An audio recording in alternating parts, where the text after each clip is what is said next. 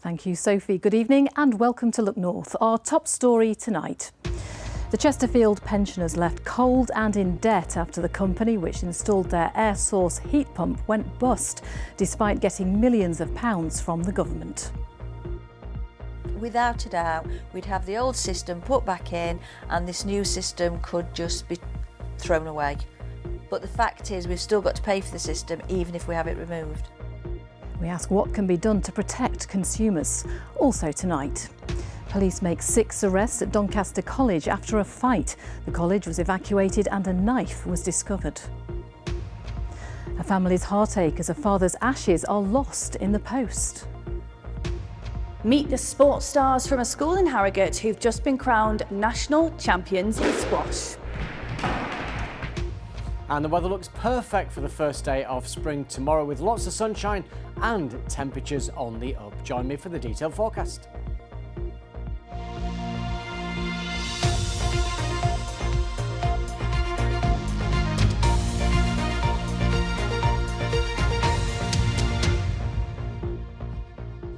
Thank you for joining us this Friday evening. A Sheffield company that was given millions of pounds of government grants to install air source heat pumps has gone into administration, leaving customers with faulty heating. Greener Living Limited went bust in March last year. The company was given more than £4 million as part of government efforts to encourage homeowners to replace existing fossil fuel heating with more efficient low-carbon systems. But Geoffrey and Julie Cox from Chesterfield say they've been left with thousands of pounds of debt after having their faulty heating system fitted. Here's Mark Ansell.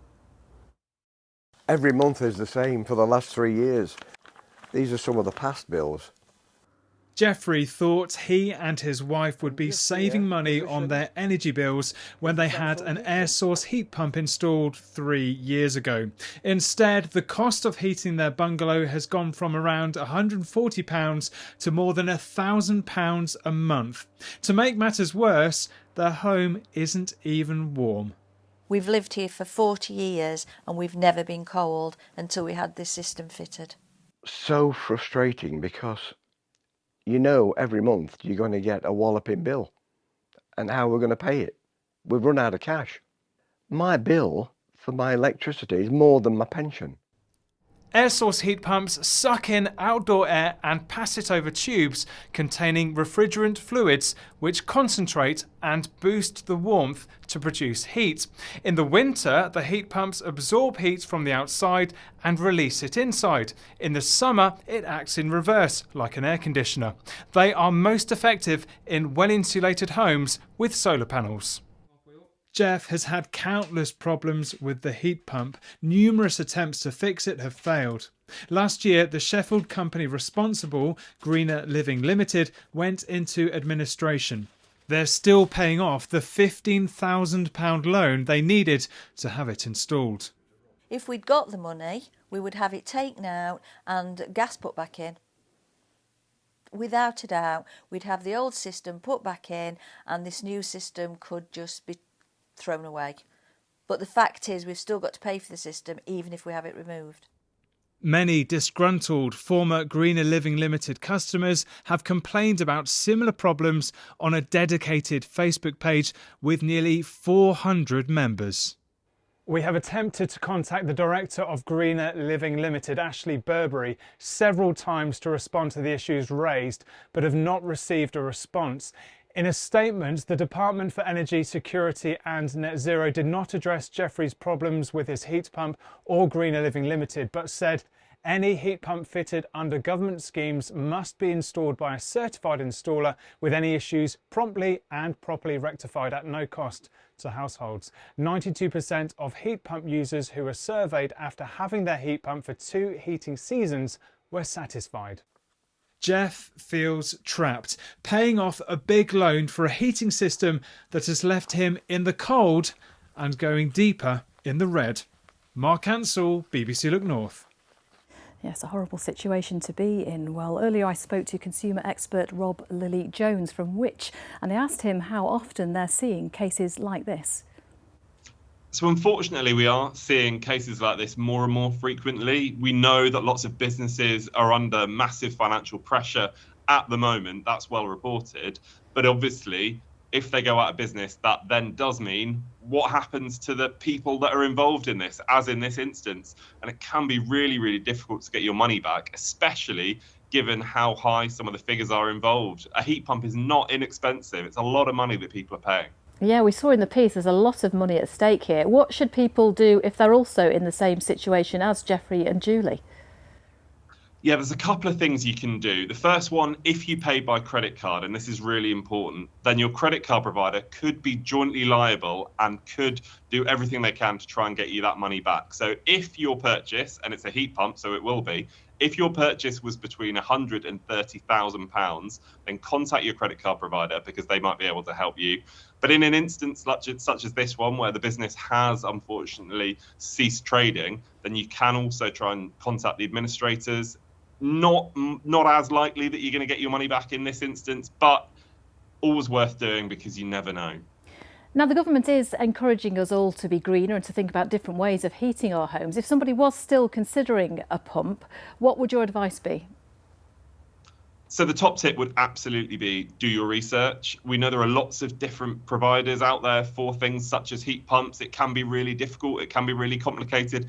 It can be confusing. So do your research and also look for an accredited provider. So look for a trader who is accredited with the relevant body. That's really, really important because then if something goes wrong, then you know that you've got something to fall back on. And if they're accredited, something shouldn't go wrong. You should be able to trust the service that they provide you. Rob, thank you for your time this evening. Thank you. Next tonight, police have made 6 arrests at Doncaster College today after a fight at around lunchtime. The college was evacuated as a precaution and a knife was later discovered. Well, our reporter Ollie Constable is there for us now. Ollie, what do we know? Well, earlier, Amanda, this was a hub of activity. Dozens of police officers, some of them armed, being called here just after 12:30 this afternoon. It follows reports of a group of men fighting. Well, this led to one person suffering a hand injury, which police this afternoon described as minor. But this fight led to some students being kept inside their classrooms.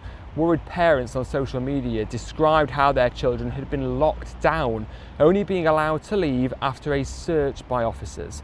Let's show you some video now that was filmed here earlier and uploaded onto social media. It shows the moment 2 people are arrested, firstly held by uniformed police officers, before 2 armed officers arrive. They then appear to be handcuffed and moved to be searched, surrounded by yet more police. Well, in the last hour, South Yorkshire Police have sent us an update. It said they've arrested 4 people this afternoon, along with 2 further arrests, taking the total now to 6. They say during a thorough search of the campus, a knife has been found. They said a 21-year-old man has been arrested on suspicion of affray, possession of an offensive weapon and possession with intent to supply Class A drugs.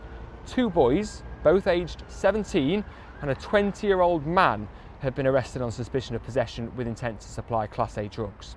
An 18-year-old man has been arrested on suspicion of affray, and a 17-year-old boy has been arrested on suspicion of affray and possession of Class B drugs.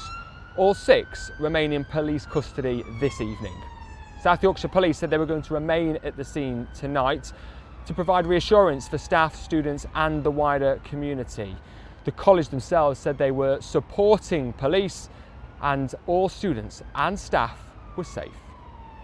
Ollie, thank you very much. A disabled woman from Doncaster is devastated after her father's ashes were lost in the post. Lisa Barrett's sister sent her a small urn of their father's ashes from the USA over Christmas, but Lisa never received them. Now neither the Royal Mail or the United States Postal Service are able to locate them. Michelle Lyons has more. Lisa, I sent the package on December 23rd, 2024 at 11:23 a.m. Central from Fenton, Missouri in the United States via the United States Post Office. The thought that went behind it for you to send it, Laura. And when I found out you were sending me a piece of Dad, I didn't know how to say thank you even. It's been an emotional few months for Lisa, who lives in Doncaster, and her sister Laura, who lives in Missouri in the United States. Laura cared for their father before he died and thought it would be a nice gesture to send Lisa some of his ashes in a small urn this Christmas. But the parcel was never delivered. I also wanted my siblings to have a part of him as well, in his memory for them to keep. So I don't mean to get emotional, but yes, it's frustrating. I don't know how your postal service works in the UK. I can only go off the information I have on this side from the United States Post Office. Laura received confirmation the parcel had arrived in the UK on the 3rd of January and was ready for collection, but Lisa was never told where she could pick it up from. She contacted Royal Mail and Parcel Force without success, and her husband has been checking at their local post office almost every other day. So we contacted Royal Mail to see if we could get any more information, and within a few hours we received this response. The item arrived at Doncaster delivery office on the 3rd of January, awaiting the payment of a customs fee. When the fee wasn't paid and the retention period was exceeded, it was returned to the sender on the 25th of January. But Laura hasn't received it back in the US either, so the parcel is still missing.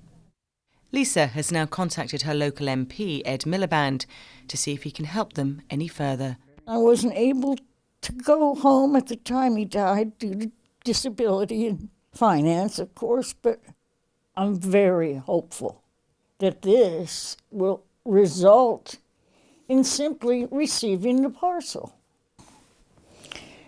Yeah, it would really be special. Michelle Lyons, BBC Look North, Doncaster.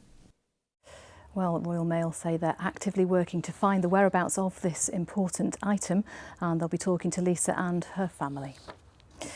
You're watching Wednesday's Look North, still to come on tonight's programme. A plaque's unveiled in Halifax to commemorate a long-forgotten hero of modern football.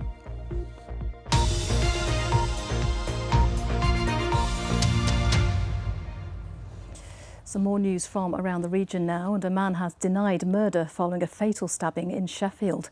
Bradley Hollis was found inside a property on Barlow Drive in Stannington early on Sunday morning. He'd been stabbed and later died. 44-year-old Michael James, who lived on the same road, appeared at Sheffield Crown Court this morning and pleaded not guilty to murder. He also denied actual bodily harm of a second alleged victim. A former sub-postmaster from Bridlington is starting legal action against the Post Office and Fujitsu. Lee Castleton is the first victim of the Horizon IT scandal to sue both organisations. The Post Office and Fujitsu have been approached for comment. Doncaster Children's Services have been rated good following its first inspection since it came back under council control in 2022.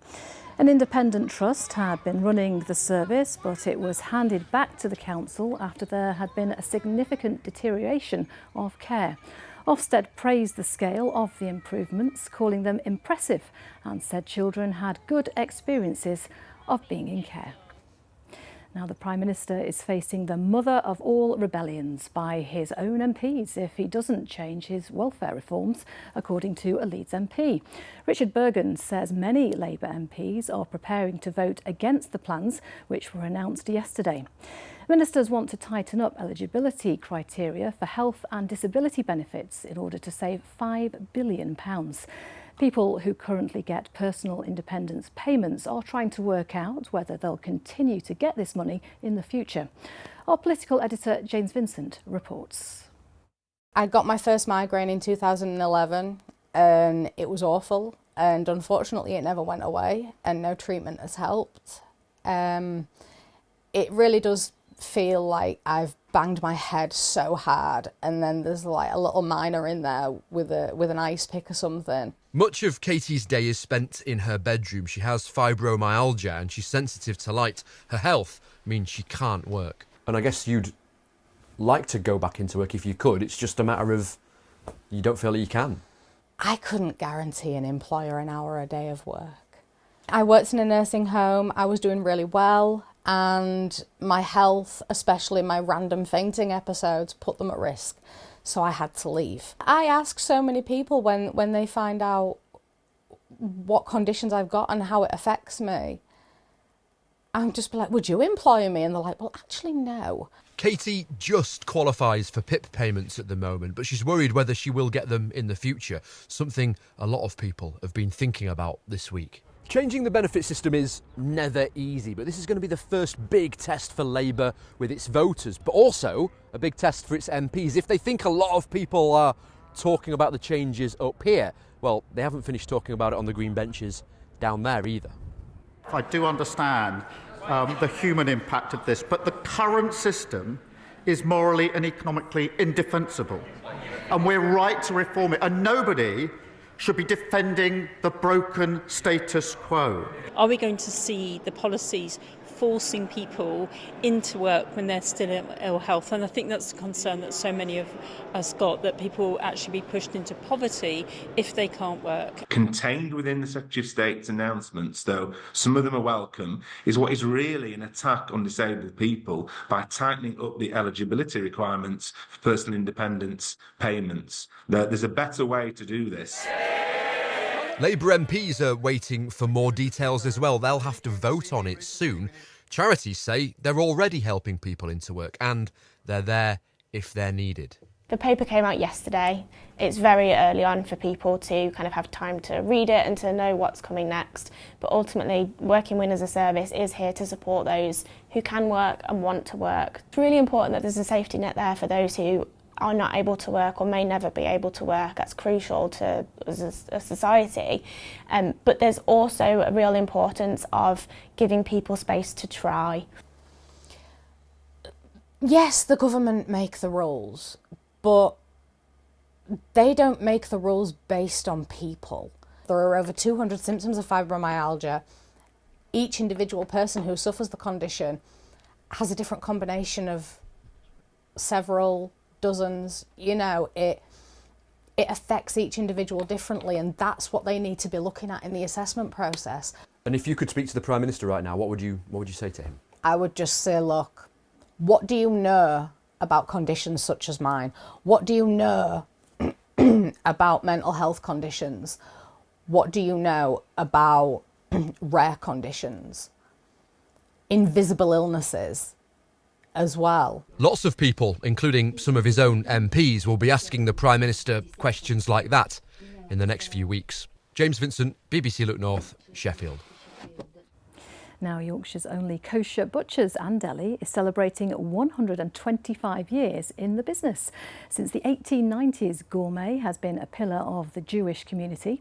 Although it wasn't always a butcher's, it has kept its mission to help working-class Jewish people in Leeds. Ozu Dutta has more. I was 29 when I first started. How old are you now? 72. And what's kept you here all this time? Well, time flies. Indeed it has. For 125 years now, Gourmet has been a hub for the Jewish community. Obviously, the banter with the customers, generally, it's a happy place. With customers in mind, the butcher and deli has changed to help those who needed it most. In 1899, it started as a funeral cooperative to help working-class Jewish people have a burial according to religion. A few working people got together and said we ought to start a burial society where people can pay a penny a week or a halfpenny a week, but with the guarantee that when the time comes, they will have a burial.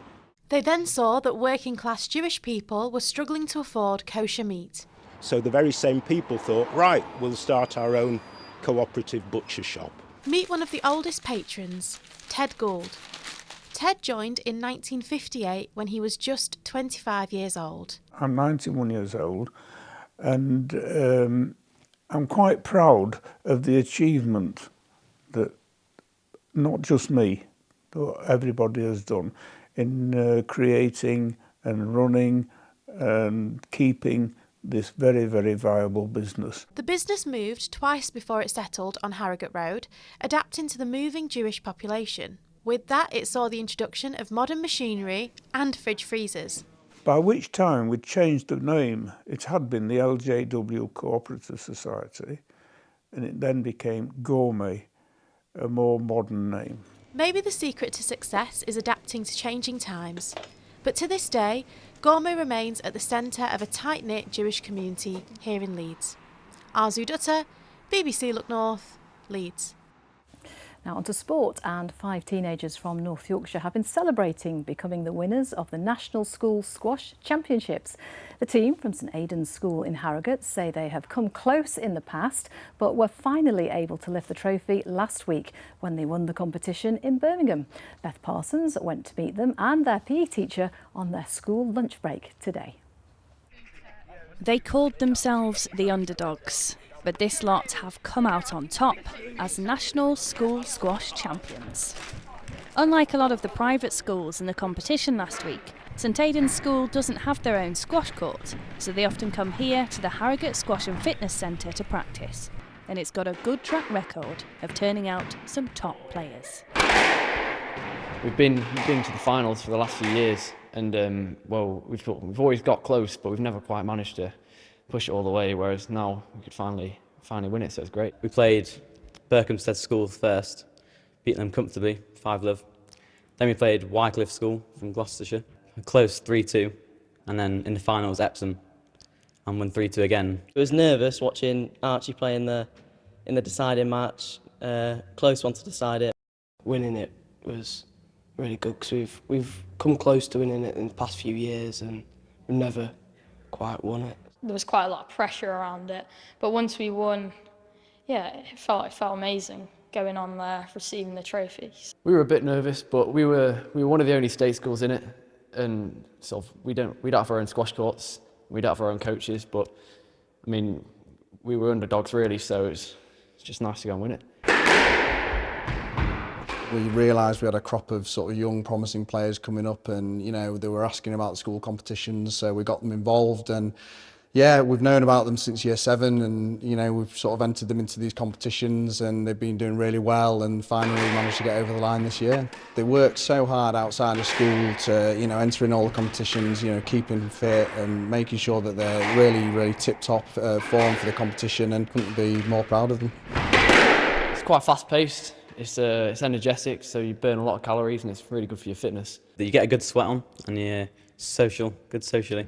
Get to meet lots of new people and get to interact with a lot of adults, and I think it's a good, useful life skill to know. The mental side and making sure you can stay focused, which is the real scary side, but yeah, once you get used to it, it's all right.